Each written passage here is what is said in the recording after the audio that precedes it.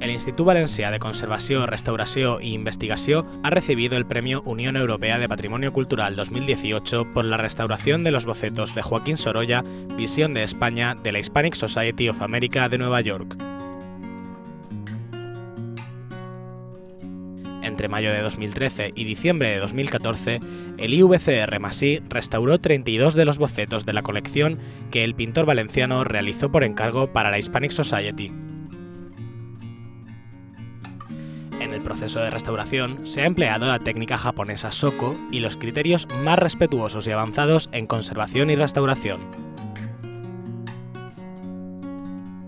Este trabajo se pudo ver en la exposición Sorolla Íntimo, Bocetos de Visión de España, que ha permitido mostrar tanto el trabajo creativo del pintor como el complejo proceso de restauración llevado a cabo por los profesionales del IVCR+I.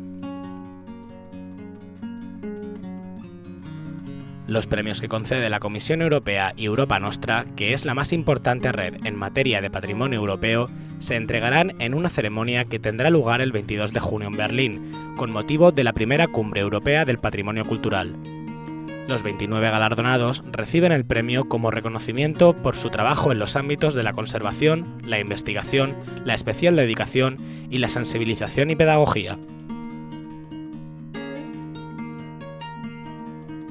Sorolla recorrió el territorio español durante 9 años esbozando los aspectos que más le interesaban de la pluralidad española. En ese tiempo realizó 170 bocetos que, junto con la serie de paneles al óleo Visión de España, forman la colección.